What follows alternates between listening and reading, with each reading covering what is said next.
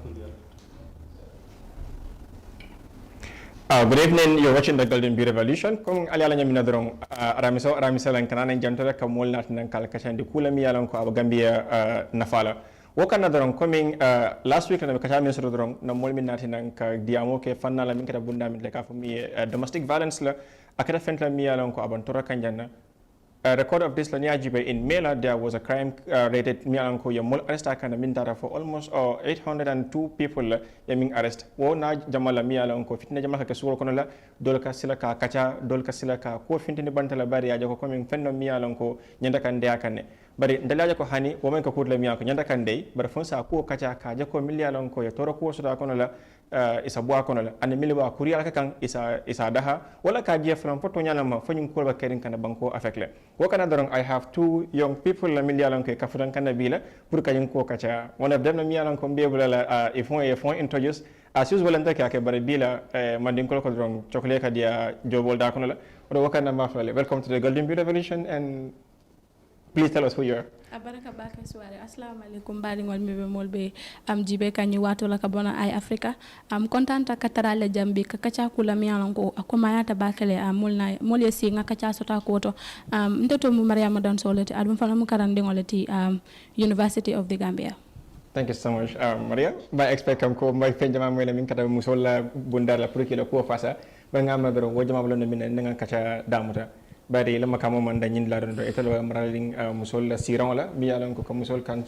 tiende banko kanjana afla nyon ko tan ko etalo siran fla nyon mo maraling university student la bunda la karola min kata student union la ila ko man dawda madona do bari comme na fanya min do bari nin kacha jam fakan do balana mariama jumatila nana namara karola bari abaraka bake Mr. Suare ntatoma Al Hassan Drameladi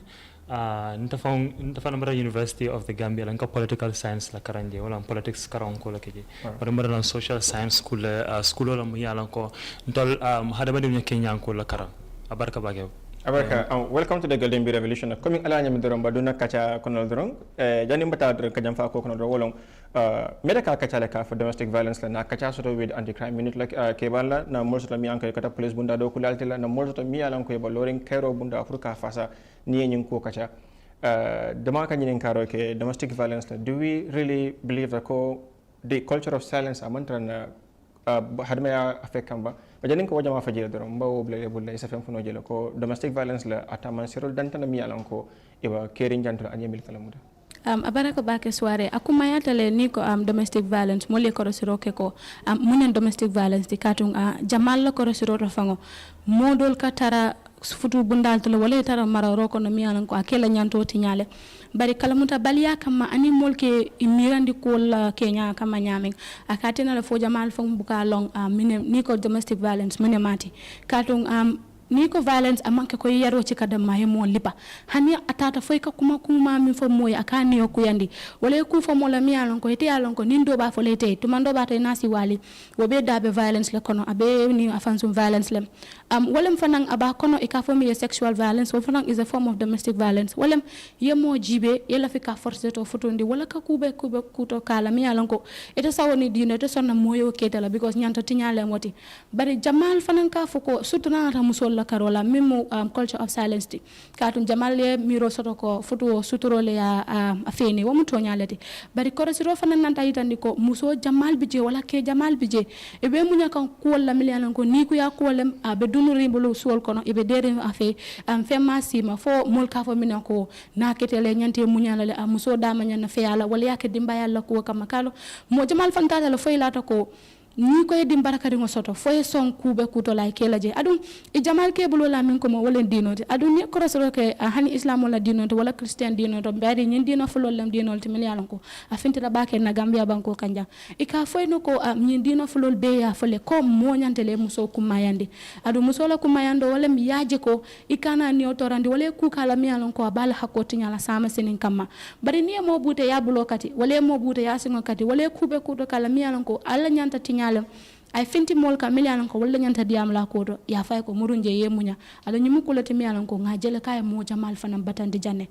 ni na ta jibe fana hani saying breaking the culture of silence kon ka fa nyamu yenya pen kan ko mo kam wala mo lipa wala yala nyanto tinya ate hanyala ka finti nam banta katu nakeda mo jamal kam fo wala mune asije ay minedum wala birabe ke kan jumale bi je wala ya foyta sedo nyini ñul be mu kulet miliyalon ko kamol batande jamato ikajel hani kukete la fang a jarte ya kuno bari kana fintina banta puri ni mole kaca alaje wo kuma da baka ay kuma kon min fota la ngamara asay hate je baka la bani ajibe most of this domestic violence la min fatane min kata ko men ka mo forcé kula mi anka mandiama anim fendola do sa jibe fo sonde ma courant do na katina mo ka ke ban dol sa fa hani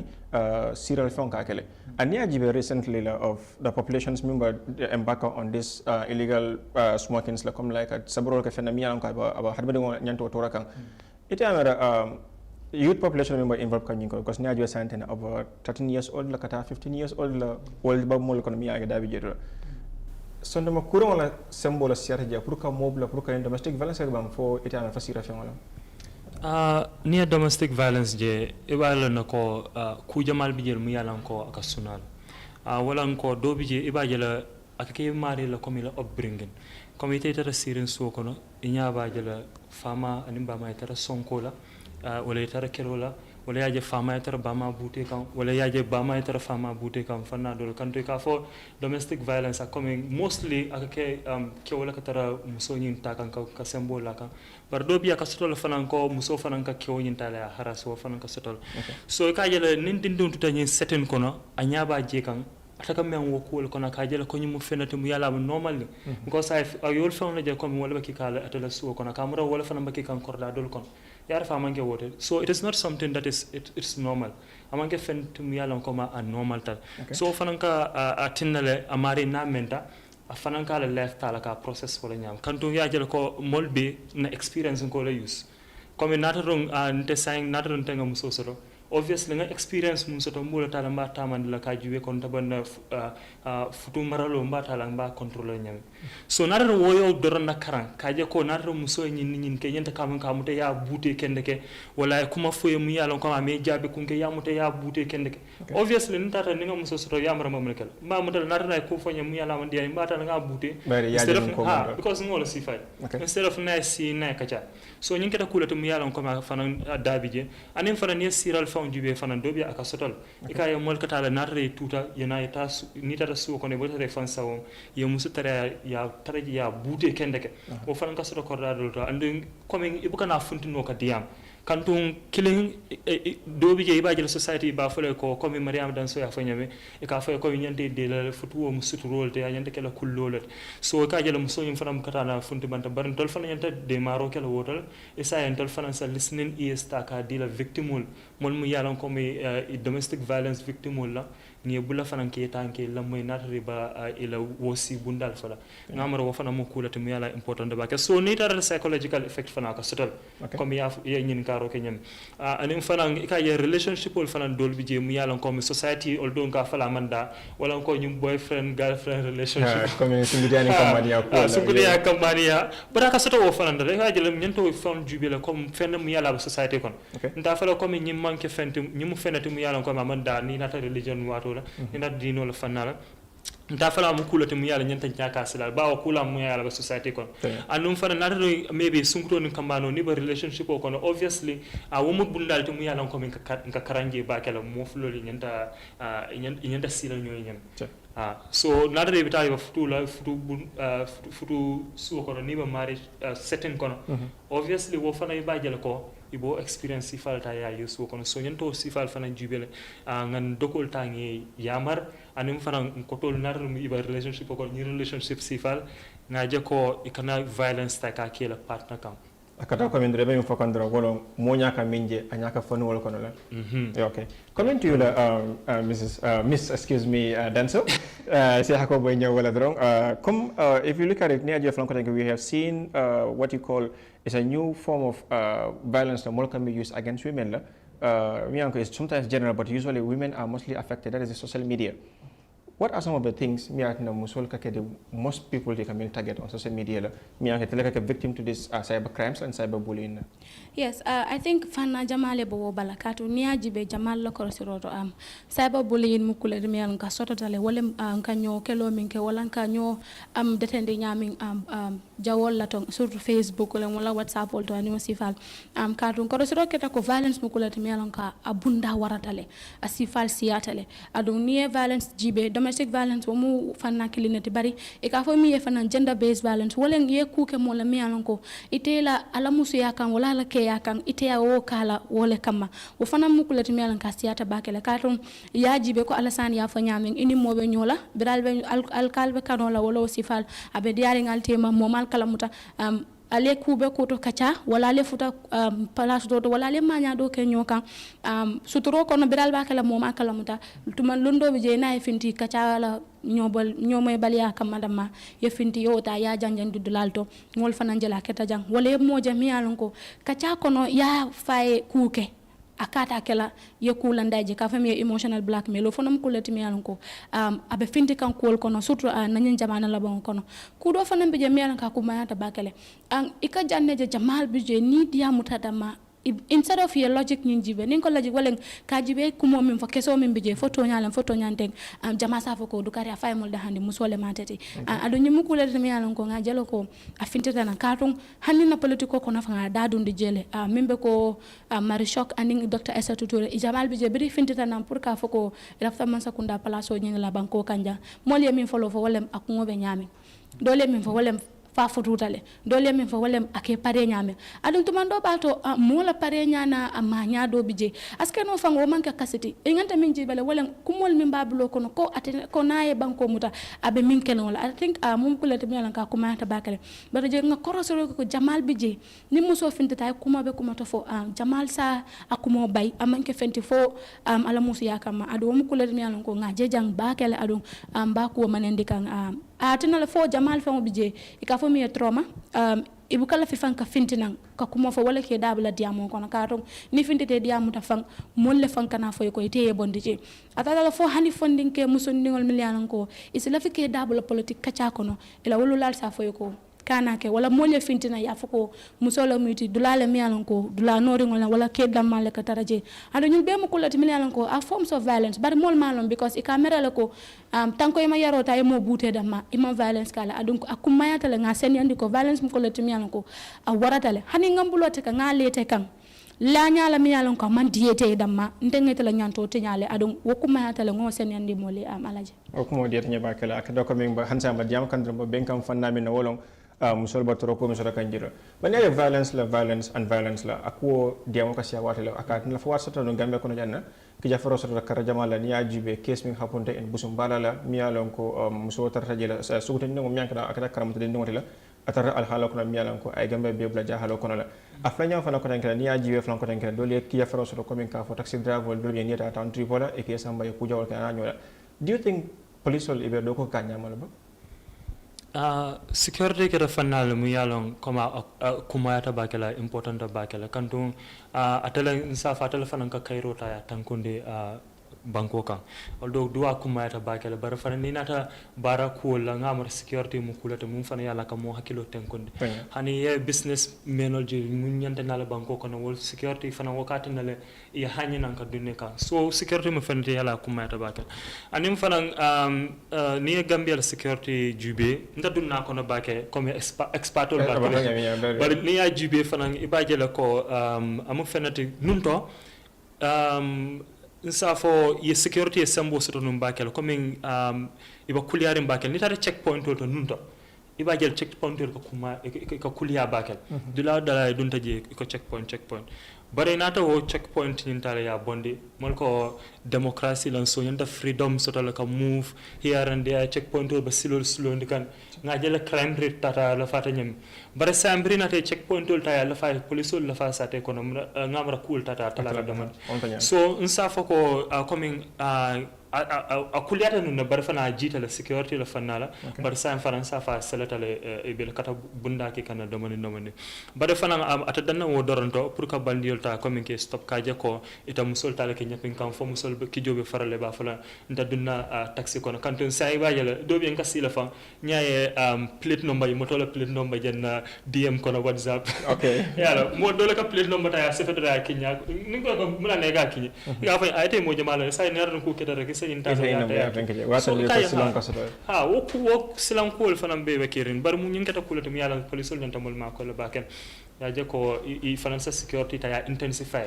kantum ni mo kurunje police o dula dula ka silan ay sembo so nyaawnya police o dawo dula hana uniform kensan do nim fenta bulo kon hanu ka silan so on sa fo man sakunda yantam ma ko la woltol nim fana ngawta danna woto fana bar police station ol kono comme ba domestic violence school fana ka chaka ka yini mutata report la police station o kono dol police ol fana bi ni la own misconception la fana ka sirinji ba fana bu na society la kon ni wol fana tate kluta system ol mun kono system ol yala mun comme am comme so la nyanto di la obviously ni bela do ko wala ni musunata report ya ko kon ki ma ni ni kene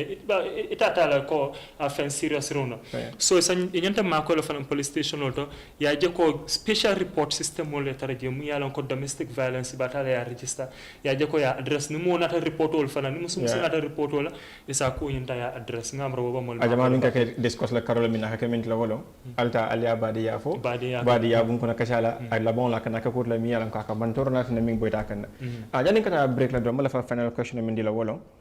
jama la nin ka fo basiyaring sai wala ka sotole and ka ku ka mi yala ko ima hamme pour ka awuli min kana kata ko kan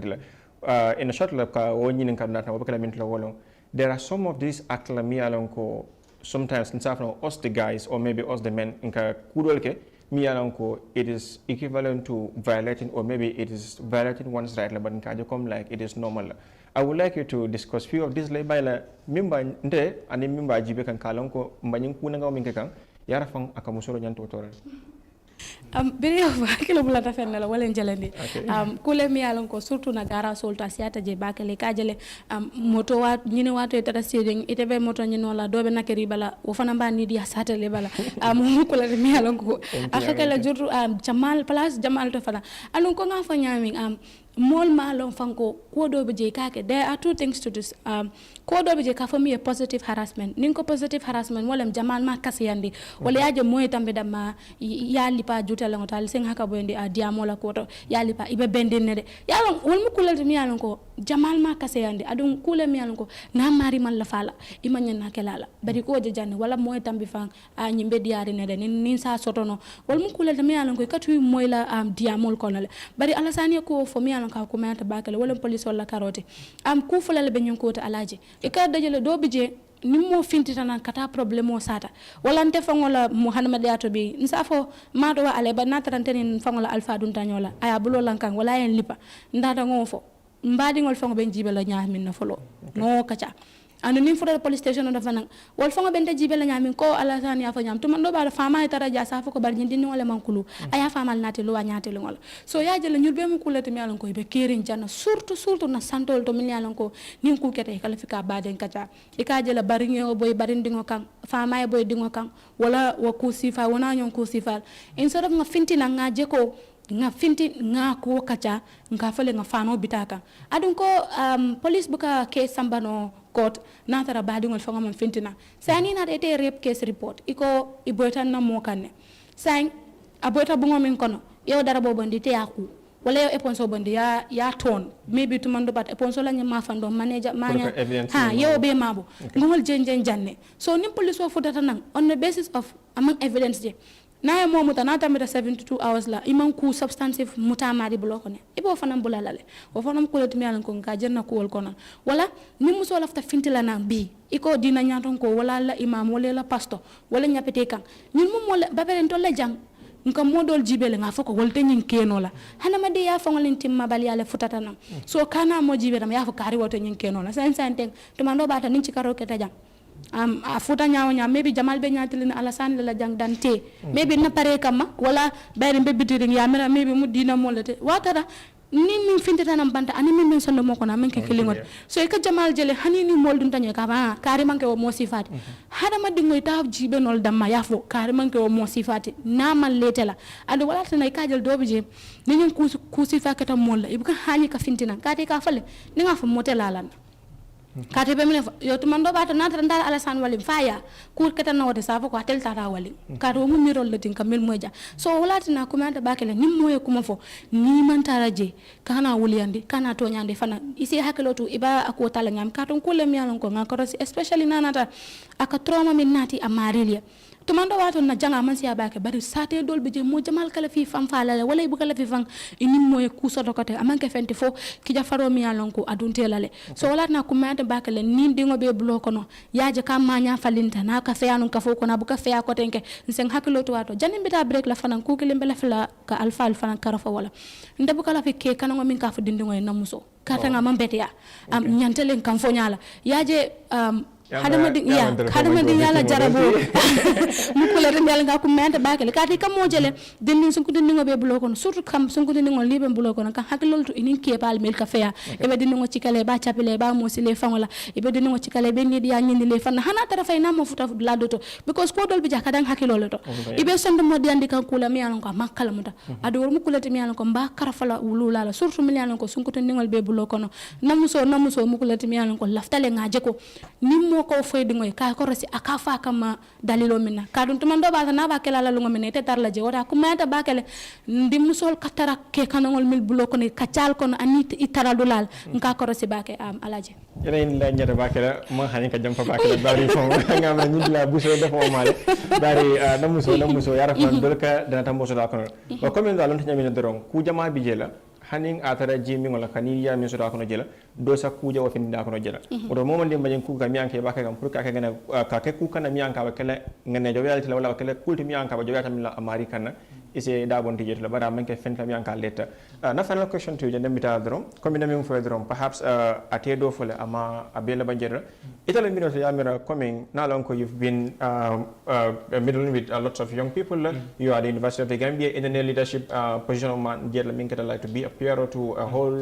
Fankwatan from a social movement like we can work at a very big institutions like inside the university campus like and yeah you Fankwatan kala ila activities at for a mentorship program and the like perhaps among fendo fa dia mo kono la and then itani nyum mo sita nyokan dale andung ini international role ina la kam comprehensive la receive mo bulla mi anko e kam explain and their domestic violence law or maybe it is something that has to do with their right la mi anka be tankandi kala mbala flesa da man nim falan ka cawo kan dan mi ta break no hom toñalde kanto ni ajibe fanan do fanna do fanan bije o finance carol te wala ko do la caro ka jele e kam solta ke control na ngamro fanan mo kulate mu yalon ko daba domestic violence la ko yo moje ay tay because nya ka jele e kam moje la tay graduate university na preta university la because it left ka marita ya control e fem for ati ke priyasin de sokon e ka ko ita do ko ngamra wo mu kulate fana mu yana domestic violence exactly because wo mu fena to comme nyanta ka bay society kon motina la fana aya dunta ya dum suta ya karandi fa ya graduate wo ko la ke ba sindla by force what is that for so nyanta bi motala nga nyum ma ko ngamra fana natari ba family ko obvious nte comme ka je nyami wala ko dita musuba do ko le ta fana ba do ko le weta ma ko la bakal ko dol bi me ba sila no mu ita fona insecurity wo mi ta fona slam bundal wo man ka ta la fault so ita fona nyanta sila ye fan jube yaje ko comme ni mukulate maybe ndaka sobala le bakele mba sobela le ko mi ba borla ko taw ke do ba bu silambul wo be mi ta fona silam le doro so mi ta le kulte fana ita nyanta mu wok la mun kan amanke ko ya muso nyanta ya stop ito pentala no ya feel no fona yaje ko mi ba di iba keke ta fon doko muso le wala ko to muso ba keke maybe na re ba keke muso do le ba fala muso nyanta sila akema maroko ta nin kirib karabol sifa bar na re ba keke fon doko muso le wala ba keke ko to muso le wala te bo pen sifa ta iba feel no so it's a montana ya feel fa ngamra do fana ko te nyanta ka feel ye as men coming kill in society kon ngamra tol fana do ko lam pour nga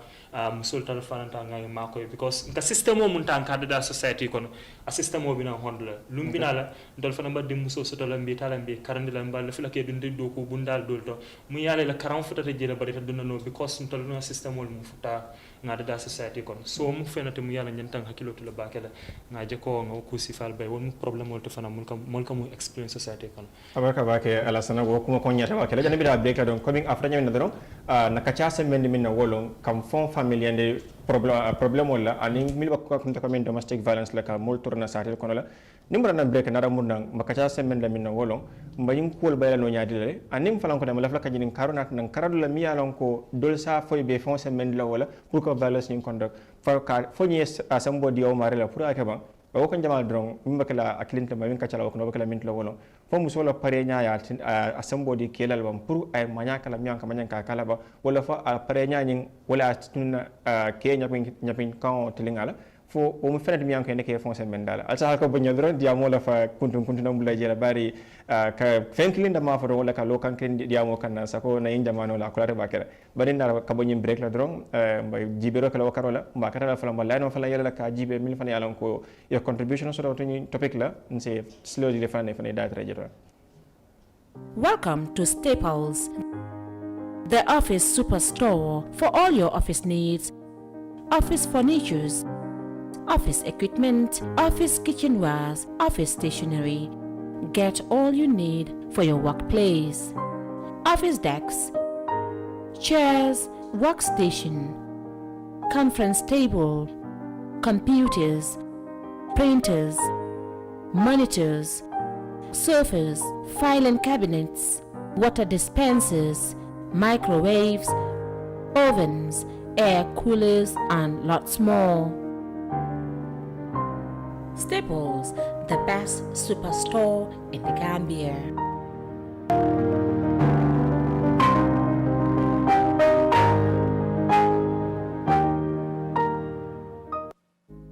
The pride we take in our brand, the work we put into constantly change the landscape and elevate real estate in the Gambia, it's compared to none. From inception, our goal was to add value to the beautiful Gambian landscape. That's why we are proud innovators of community estates. Kololi Sands is an exceptional piece of work, tailored for ultimate convenience and luxury, to bring you an element of finesse that is rare but unique in its own. This is also our pride and joy, and we welcome you to the exquisite beauty right here in Kololi and right here on the waterfront. Kololi Sands, feel the ocean breeze at your doorstep.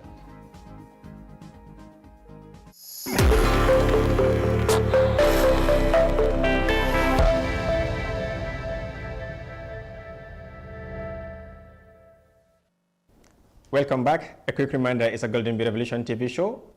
Coming mabin kacha kandro wolong domestic violence la wakan dorom bala flaka diamu extend ko janin kita break adro fo mola pare ya nyanto di la pour yaku ke e manyan kamin kala bang wala yaku kala miyanka bala right nyala most la first la should a dress code give an opportunity to an individual pour attempt to act to an extended miyanka will lead to a rape or maybe sexual violence at one individual, because it's so disheartening sometimes nyaji be mbar musolo na musolo binkil aning isa hono mbarembal wala nyaji be karadola e ka fendol dung. I think they call on troubles la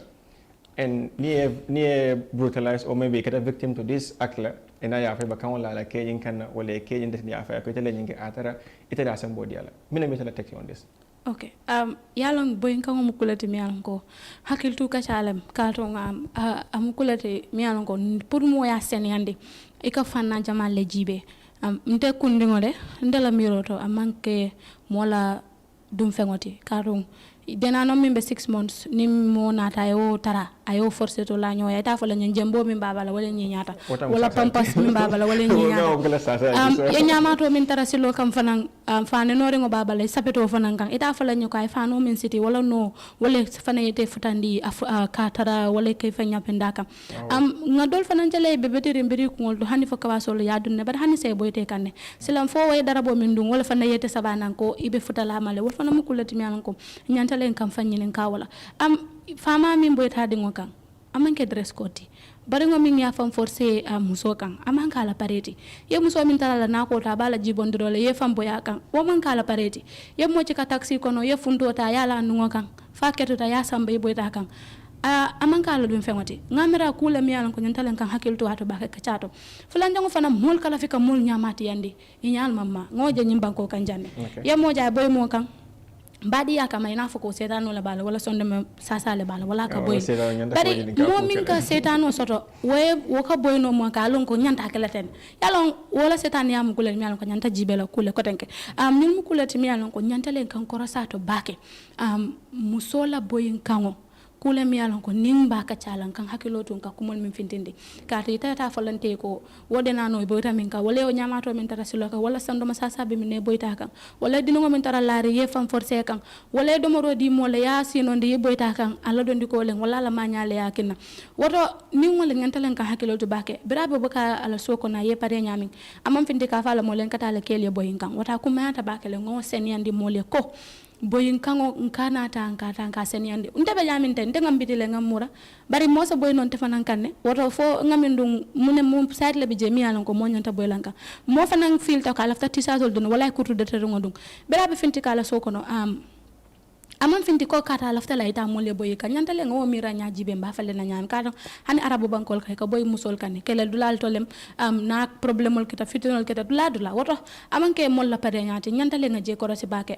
sanji ko man to jang batam be dulo taro ya muslim mol yene adu wol ke parele ye arabol ye abayal dum fanyanta kele nyame woto on temamira dress code mu kuti mi alon ko so nati jang dol fanan sa foko amari ta walene wala ta akamine yayi laftale ngaka cha kula mi alon ka kumante bakale boyin kango momo bakela kula mi alon ko is a premeditated thing wala mo amari ka wala ko korosi bakela enen ma je mo boyin ka marché to tilbulo woto ni wakita isala woldo ko wala sondo mo courant be wala nyamati yabe wala kunto bari momi ye mo dundi taxi kono ye juice di ala wala spray kala ya sambat la de tedi ngoto ita nyama ma sondo mo courant yala aduni ye muta nyantale ye soron ka nyanta nyami alaje okay wonyata bakela bari kula mi alon ko milmalon wala sa mendi jela bari do sa fono ko parelon bari milminat nan ka dandi ko abaya tiyon la denano la fani ndingo temala bari ngoni mbad ndingo temala wala kata kulti mi alon ko atandilo ko amanke dum fewntila ngamara mimba jibero la sekeno felan kon meto wodi amol karola na flanja min wolon jamali I believe ka foko because of unemployment mi anka mantra sari banko kana wala ka funding kelble kata ka sunya roke wala ka sabaroke wala ka fenka mi alon ko ning hadama ngola nyanto mantano bakela. What is your view on to this? Well, unemployment no. Generally, I would say no, but fanang contribution or double contribution or kono ikaye dolbiye munkati na wala coming family pressure because and I believe that everyone is born innocent at some point, but then need a society kono ikaye dolbiye peer pressure fanang katare jela muyalon coming peer pressure some mako no je ba peer pressure coming kafnyo mal konkola hako mafanya kafnyo mal hako mimbe kana batna la ye dundi kula mi manya kono la bo asakeno senyala porola bang exactly wala fomu ka yer terol ke dundi kula to mu yalon coming ita lafta coming ita fana yeje ko ita fana ba class sifa dolto wala ne ke dundi fana ke dungo koto pri respect nsafo wala pri kanaje ko ita mu molto mu yale mu jotete an sata nyaade la coming ibaje la sika sabole ba mo jela mu yalon ko al family ya kurule ay good upbringing sotal but nara da banda fana ka janin dol fana ka benna amonyo funding ke nani bitala nyin dol ba tay sabala nyin dol ba sika sabala ni tama sika sabala ka fa mu jotete saka fara ke woni yo fa ake mira la ko ha do kote fana banji be nyaade se ba yala fana sika nyi muta fana ya saba na pare sa sita de crime ku dol fana to kanto ni man tre sawo isita no muta ya to pa ya so kala makala muta ni pare tan ni wo bote ita kundal wolte kala ne te munke e ba yala funding kel fana be tala yi fan tunde rose ka nyum ko ni mun e wa berol tale ba minne ba dun la wonjol kono tare ba minna ni pare tan ni sirate tay ci pomol kay ba mol tale be sol so ñun sifal baby jël anim fana ka jël cool dol fana bi ka expose mun wala na important ba ke ñanta na dindul fana jubé la nga je ko film sifa ñade ko film sifa ñade la jubé because film dol bi je ka yele ka PG ke je parental guidance face o fana ta ya no ni ba onda etini ma ñan ko film sifa jubé because ka jël ko ila hakilo la maturity am futa ko sifal be disan bare ba dindul jële ba yele ba violence actale ba bondla eba fimo play la mu yalan ko mo tale ba tupala eba kido tale ba buna obviously nyimbe katara at the back of the mind eba den katandi wala ko nyim fe mu kulate mu yala ka normal mo e tuta mu jël akana normal ñaatlu so ko sifal mu kulate mu yalan ko nyanta jubela la foundation mu yala nyanta jubela ka je ko nga a bondi na family society ko resa je ko crime rates reduce na nyame unemployment fa ka jël dol bi ci ikatale maybe ni bel family kono poverty katinale ni pota yi pressure la le kan ha ita mu funding kelti yenda family surviving the family do jubi am munke kan ede ta funte do ku table fen table obviously bita ko do ban la min dol suto eta ke suto amati eta e boy mol kan yele fonta ya busi bulu because wala ka ginas easy pour ko do suto eta e boy mol kan yele fonta ya busi ko e tupa because of funu kili mota ya fa ya funo inta ya wa family ina fa fen ya wonde family ta ya kasara ya niu ta ya kasara wo be bi jele bare manyanda ka sembendi wola nta believe tala ko mo fana hanata don government ma employment day because government ta fam be kala no nata de ma employment day ita fam say fam employ no ya jube kanto ala fana ya mol so mi role so ndal fanya ta jube la talent de mum bambul makku kata ku nyaadi la kala no pour nous sakodo soto no fay dina ita e kika mol tay ka boyenka ngamra mu fenati mu yalon coming akumata bakala abaka bakala wo zafa senior bakala fa kende kala coming bamin kaja kan dro wolon jennin ka kaja fond dam da fond na min fo wolon golden bee revolution na hammo min la wolon ka gambia sementu yandi anin ka kulka mi yalon ko bat na gambia na je ay ftad la mi ko be ba miraka wo kana doron kabrin commencer dlato la na min ka dro wolon ba kaja kan min ka tina kanyim domestic violence le soto na satel kono la anin biro min saat na musa mira koy bota la pour que fon se mentu andi ko e problème kala no be clandele adaba diamo kono min fo min kata ko min ka kudol fo wululal sa jibe ba e digol karan la kula mi anga sa fo min jibe no wala ketan kan jibe nya fon la mi yanko asetora no mala fla falang ifana jibe possible solution se min long nsa min keno jamin saat na kanyin avoid no bari ndala fla drong ka problem mol da ma drong highlights without discussing a possible solutions to those problems la baraka bake soare korosiro keda ko birin sasa fintata ika fo mi corona gender based violence or domestic violence kule mi alan ka sembo siata bake banko kanne kati kajele ko tumando bato mol se finto min keno suto la karola kete ala ko do la birin sio keta do ku soto balya keta redundancy keta dol yela do ku bunda dol mol tala wol ni la o stress o be siring do ku soto balya ina la fawo kan katu ni ajibe gambe jang iko funding kelbe taworo anim feng ni hayma kemo kono adon ba wol kono fanan tan sabo ni family lato be kan wol be mo mollete men yalon ko iman do ko soto katu do ku soto balya be jel bani ka do ko fanan soto mi yalon ko se fan na fano fanam ko lati mi yalon ko nyantele nga kacala adu nga koro soro ke ko tanko makata nga funding kel bondi mbedol kono abakala problem molti pour ka nyin ko dol bondi anyama katu ni koro soro ke bi dindi jamal bi je palatol be bulol kono isitara no karambungo tole bari tumando bata ila wulula ni ko be futan la karamu ta dula do bi je bal wasina ke bul problem mot amanka fenti fo la do ko be nyami oda ko mata bakele ngan koro si woto adum sungu dindi jamal fana be gara sol kono adi inin ke kan wala bi je woto ku jamal kunta ko kono le wala sina ko mata bakele fo nga je man sa kunda fana fenti na ngado ko place wol nyini katu mol ka famina ko angalel ka foko iko ning hakilo mu kuti mialan ka mantara fenna aka ke shaytan na do ku lalti ka to ni be sirin so manda mume ataya bete bulu anim barada kutete kunna mantara kuto dimantara do ku le me mira contract le me mira fenna e hakilo ka tara nyam shaytan fana kana si kundo wala nyama ake jarabendi wolto ni ma cika isafo ni ma fo fana isambing ni ma min fana isinya pi mo ka hala man ke boyin kan oti bari isim ini mo fansi fitna wala ka jangai ka jale kilim fola dama moy kabota ate aka kana kube kuto ke wala wasifal ngako rasiro ko hana tara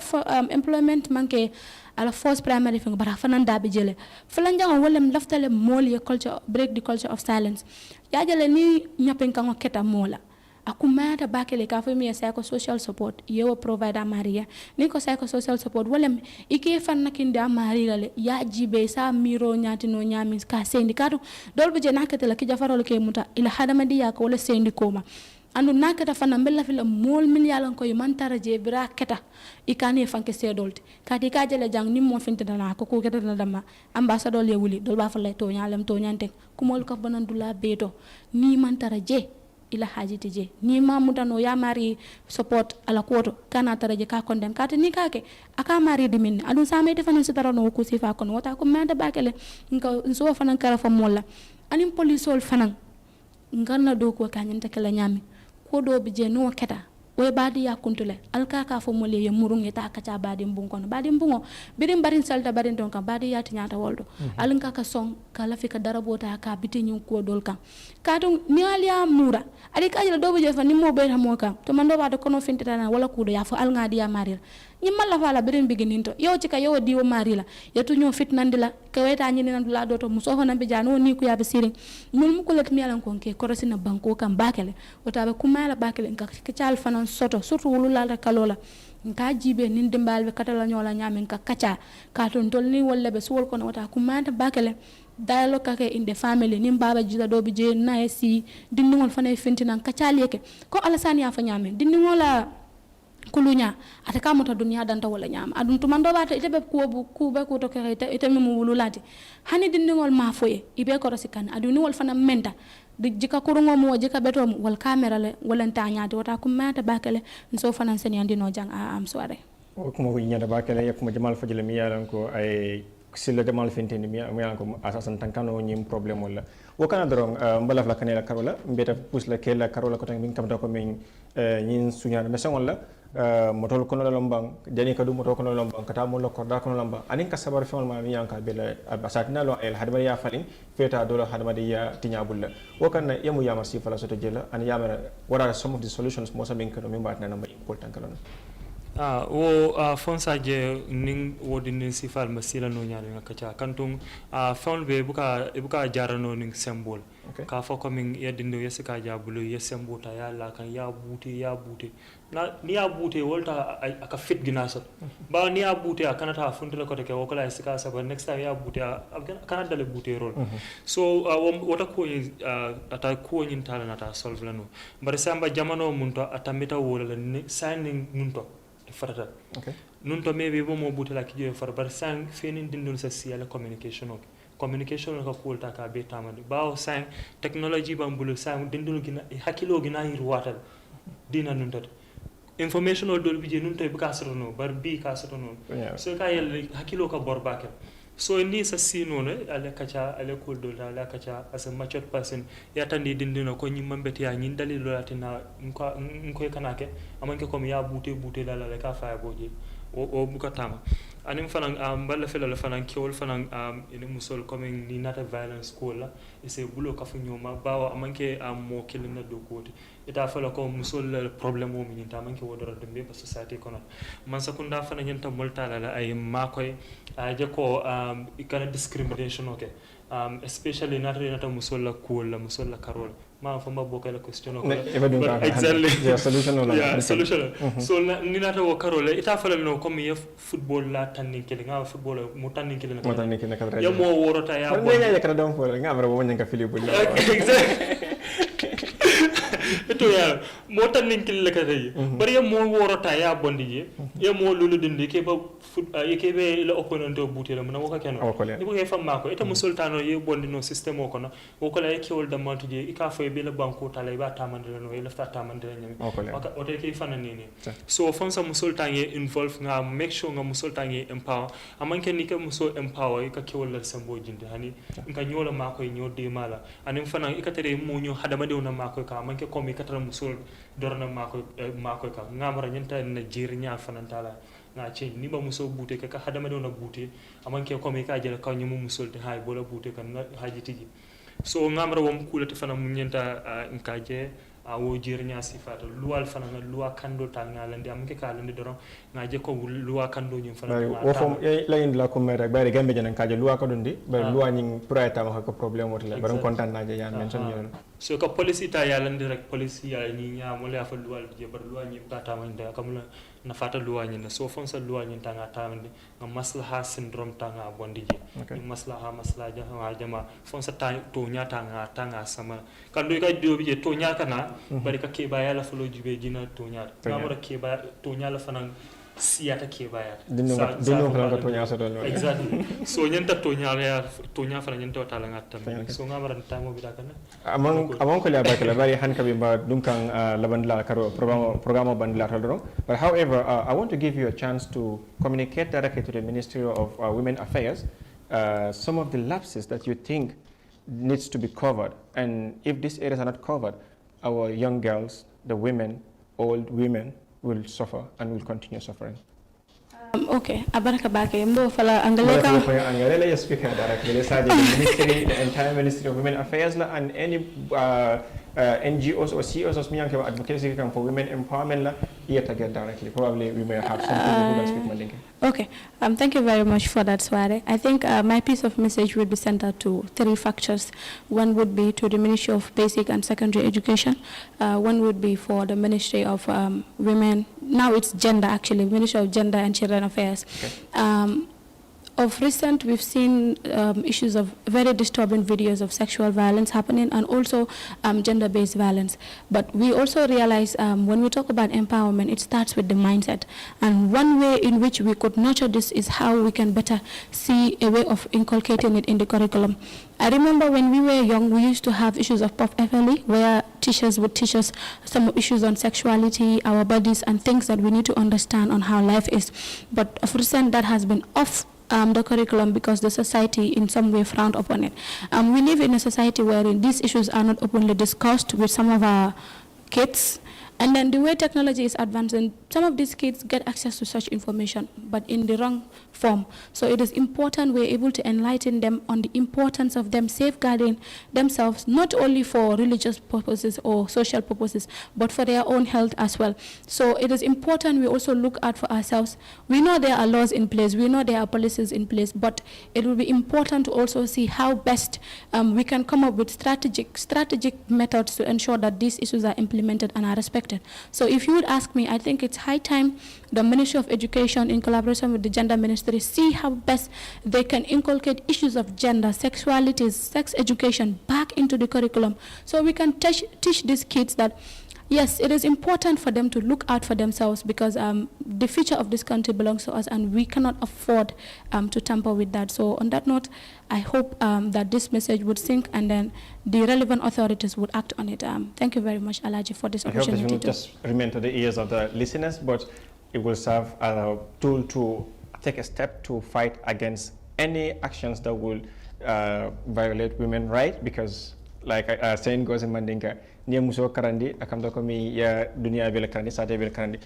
To you, Mr. Al Hassan, I want you to talk to the Ministry of Youth and Sport, to including the anti-crime with the drug law enforcement, that you are very, very vast with these young people. You've been with the young people. You've almost stayed your entire life with the young people, and you're still young with that. You're still up at the bracket. You are not like those who will claim to be young people when they are of the age. So I will just take this as a mockery, and I'm sorry if you have been a victim to this. I'm not trying to victimize them or try to maybe violate your right in this. Yeah. I would like you to communicate to these people, this ministry, ring this bell to them that, look, it's high time, consider the Gambian youth. It's high time. There are things, if not addressed, the country will sink. You have Singapore, you have the United States, you have the London, you have the Copenhagen, you have all other countries, the Rwanda, the Lagos and the like. They've been celebrated in the world because it is the young people that took ownership of the country. They took the lead. They put their country to wherever they want it to be. Singapore is one of these examples. Gambian youth can do the same thing, but I don't know how will they do it. I'm giving you the opportunity to speak to them directly, to suggest some of the strategies or things that you think they could put in place that will empower the young people to push the Gambia to the high heights. Yes, exactly. And I would actually like to plead to them.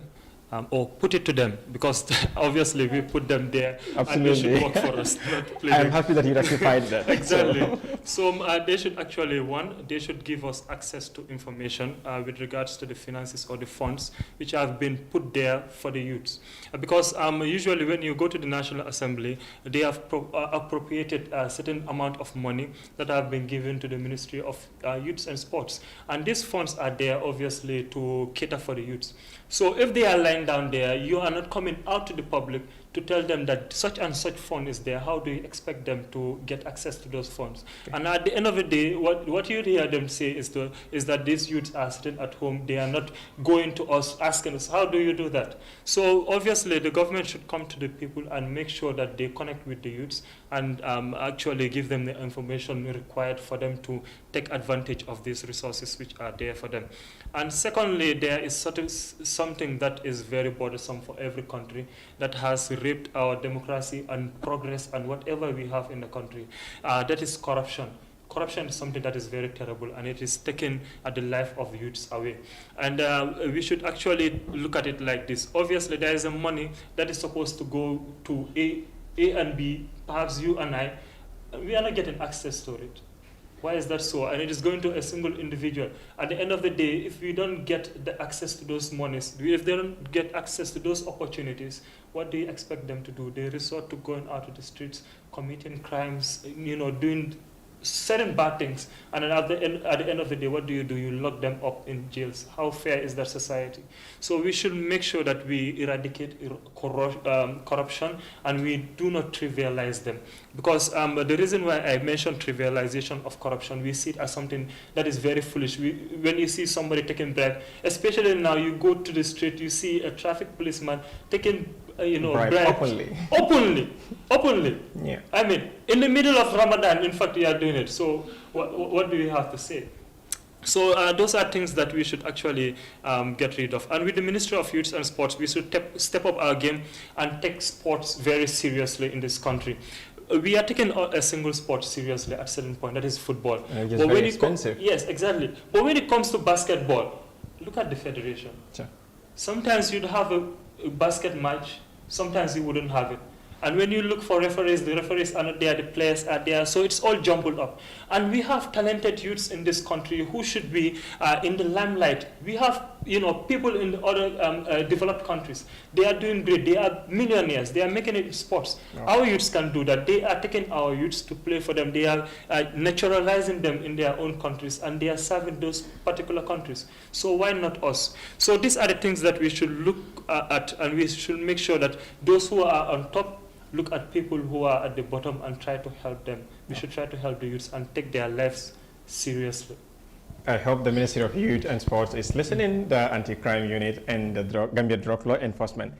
Perhaps, I think maybe this could be, an open interview to them. They could scout you people to become a program designer if they don't have any suggestions like such. Make sure you make best use of this. So before you close for the day, I will give you the last chance to give us a final statement if possible. Thank you very much, Alaji. I am happy to be here, and then I think such events should be commendable because we're here to talk about issues that affect us as a society, and it's important that we come all out to talk about it. Abaraka bake ko nga fanya me angale ka ngoto dama ko maya talen kanyin kacha sifal soto na suol fana kono pour nin dimbal ka kacha ke hakilo balandi fana ibota suol min kono andi mu mo sifal min te katong akumata bakele ka kulur nyal fana jibe surtout wulula la karola nka kuol fo aketa nyami nka so ka kuol duru koto kacha amanke kuti myal kasi banko sambano nyato adunin ku keta mo la fana se finti nan kom anyanta kala nyami nga finti luwa kan kana luwa fana tam fangol bulul kono kata kumata bakele ko alaji afo nyamin damma nyin ka ca dumbe continue la adum kontata bake ka tara jam fanam hanama dia kam fana dia mo man dia nan taran se kuma fono jam fanam yalan ko an adunta mo kasida ba fala ko asa yam fo mole bar nan tara fana nga ku fajang mo sa fana fano min wala kayro la ko jeje fana ba fala ko wala ntol fana wulinde adum kontata bake ka tara jang abaraka bake alaji. Thank you so much, Miss Danso. I will not miss it this time, and I come to you. What will be your final word, please? Yeah, sure. Just to wrap up, I would like to plead on every family member out there. We are all from families to consider each family member, and we make sure that we communicate to them when they are going through difficult or troubling times. Because sometimes at youthful ages or teenagers, it is a very trying moment in anybody's life. So if you have crossed it, say Alhamdulillah, you thank God. But there are people who are going to get rough moments during those ages, and you must make sure that you try to pull them out. So that is one step that we should go forward into solving this issue. And when it comes to violence against women, especially against your partner, I don't see what is more beautiful in having a romantic partnership. That is very beautiful. I don't even know why people fight in their homes. Maybe you have financial stress. Okay, that is good, but you can talk about it. So that is very important, and we should try to make sure that we also help our women when it comes to access to education. Obviously, the reason why I say that in relation to you be in the family, if you are a man, obviously you are having a woman who is not educated, obviously you wouldn't be able to communicate at a certain level when it comes to decision making. So it is very frustrating for you to stay like that. Would you want to sacrifice that for control? That is something that you should also think of. So those are things that I would like them to work on, and the government to work on combating corruption, and to make sure that our brothers and sisters are out of the street. And the police should also make sure that in areas whereby rape cases, then they should make sure that the law is enforced to the letter. So those are things that I would like to conclude in the show, and thank you very much for having us here. Africa, you are doing a wonderful job, and Golden Bee Revolution. That's so beautiful having you to hear Ms. Mariama Danso and Mr. Al-Hassan Drame. This is so beautiful. In every discussion, there are certain things you must pick, and with me today, what I picked is Fema Kumbo Kaumoi. Ala Kumbo Kaum Fame Balfa. For ala pare nyinga tinala somebody la pure kamba. Ning atralay domalong, ning atralay dingolong, ning atralay fonlong. Feba sona mo okay ba? Ibalo mangfa. Ya merako wala mo sembentu ya la pure finti mo kana ya tora. Ya la fonta ya sembele so ko ba kekende ala. Ning atrala toro ya tinema min sotono. Imunye si ya lon ko lumba sile fansa celebrate no. But kamfani ni ku ya manyanke bule finti ta mo la nyanto tinya. Bari nyanto mfenat mi anko ne fotala. Yamina nyanto tinya asatronal memory kana for long time mi alon ko asamira no ita ba mi fa banta jedam mala but asa mari honno for several years la alnasi na mira na lon ko ka gambia doku nda malong ndela ba doku no bari mbem badin kirimol kande kula mi anka bantora kan aneta banko samba nyaatol oto alna kul kacha mi alon ko bantora la ayna kul kacha mi alon ko bam fon de mala ka banko samba nyaatol bari in discussions la or in talking la we shall be heard ni wadon kita dong ibay la ko kunde ne miyanka mo jahal aba senela la ndel man dana ka dang studio ko janda barna furka mo kacande kula miyanka mo hadama dingla nyanto ti nyaka bar dron bita karamu to ko min ka do na school visit la bita marcel to ni mo ya kacha ning alkala basira ni ya kacha ning even perpetrators o million ko ba involve link kanyin kramol ke ni basira ni ya kacha because arrangement ko kanne dol sandra pour ka diam dol yamin tan ni ba diamula mbele face ma bola an kula miyan ko nyanda ka accept anu ba kelale ro kana dron join Golden Bee Revolution every Thursday la from 6 p.m. to 7 p.m. la bar wata do biela comme ala la nyami dron some logistics kati nyambo le benkat na lanka dung tamo ko no nyanka mintinya o kana dron baten to ni je rombo ndila Africa kanna cameraman million na show ko vanye an million lon ko bo control mo ko ma be control ka anim fon feni dada ka join kanyin la moy anim pour ka in ko janyandi ba fla ka la baraka bake alla ka funyo kana na gambe sama nyato la